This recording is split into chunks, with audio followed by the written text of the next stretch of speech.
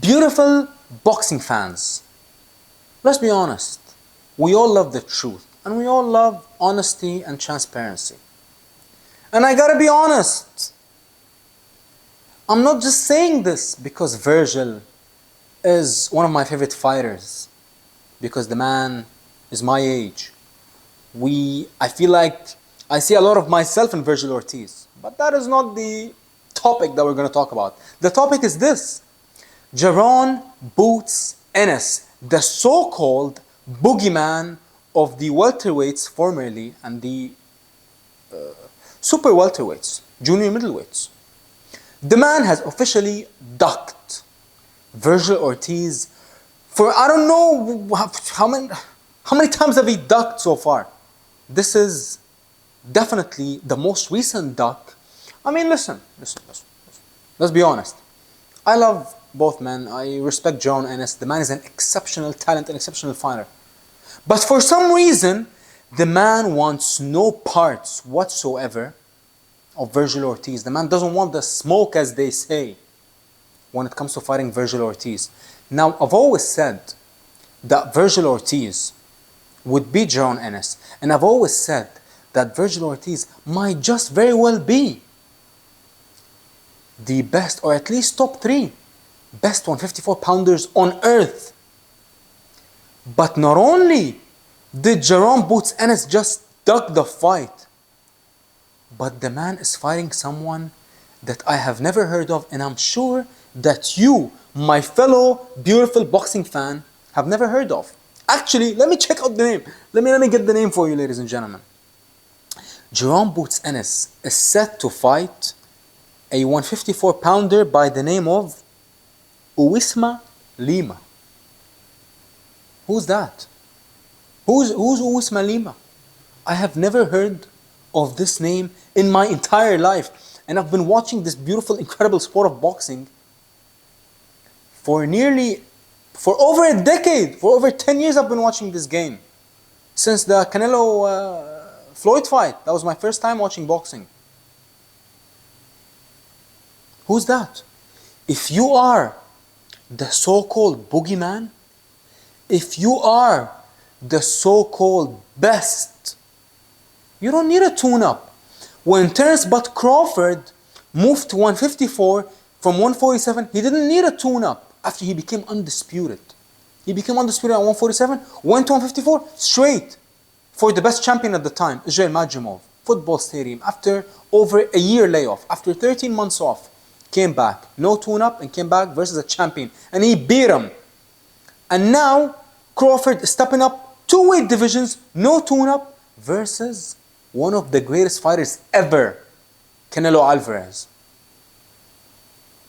And you're comparing, some of you, my beautiful boxing people, are actually comparing Boots to Crawford?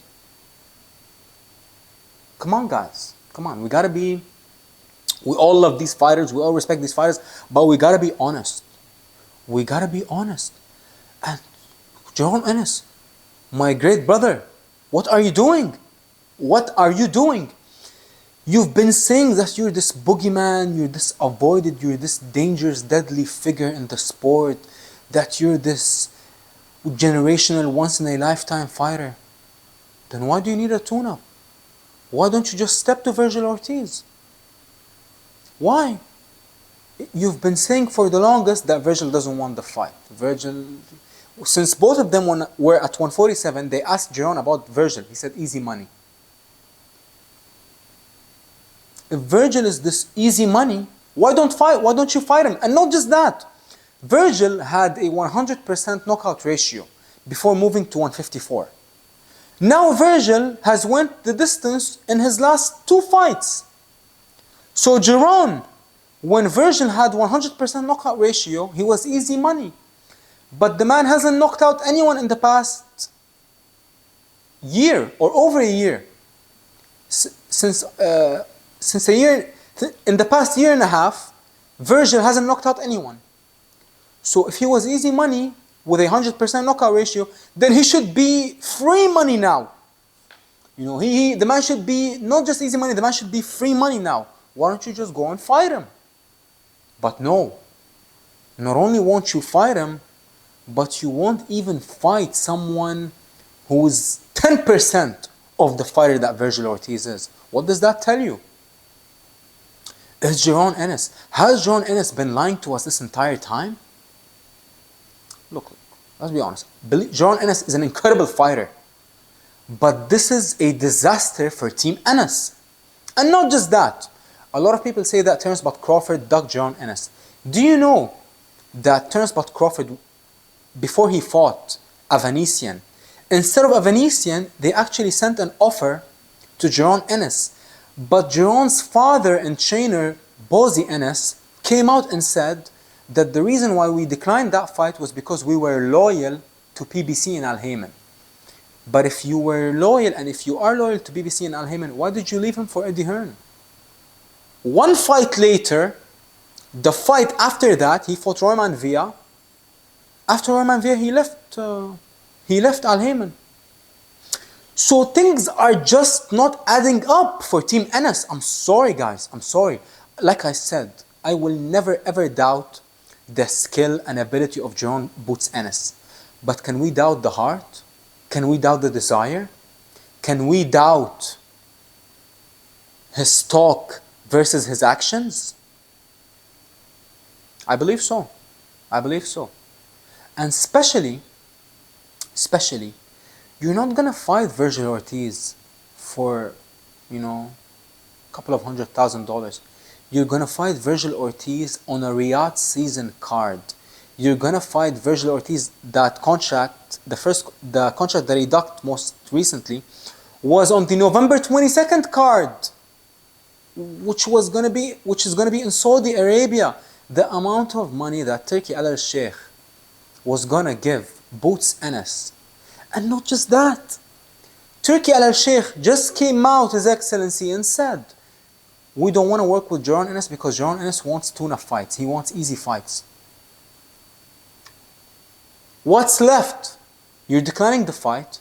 The fans are saying you're declining the fights. Turki Al Sheikh, the man who's giving all the opportunities and payouts, he's saying that you want easy fights and you're ducking the smoke.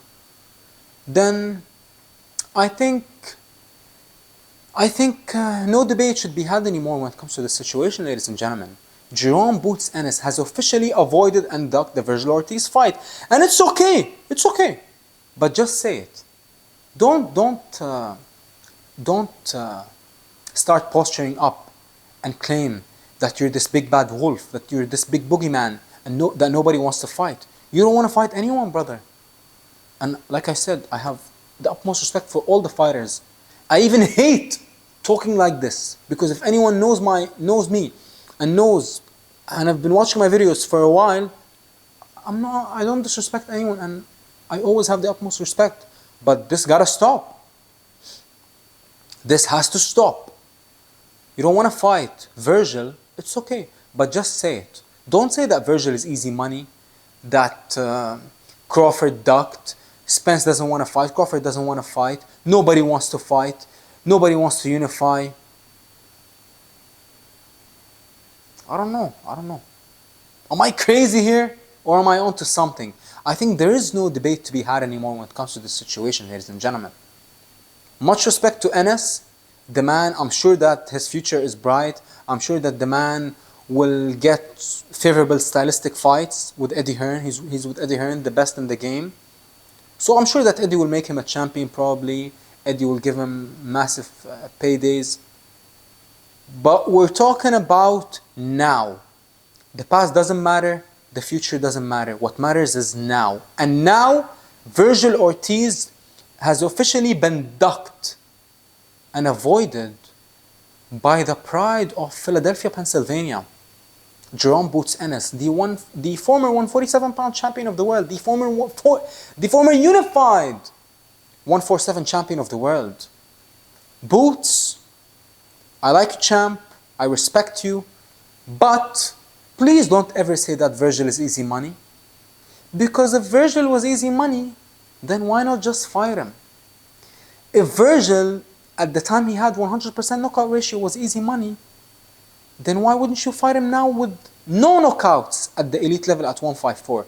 Vergil has fought 2 elite fighters, 2 top 10 fighters, back to back at 154. Serhiy Bohachuk, Madrimov. And many people say that he lost versus Bohachuk. So why don't you fight this man with no knockouts at the elite level at 154, who's arguably 1-1 in his last 2, who was easy money when he was a man with 100% knockout ratio? I'll tell you why.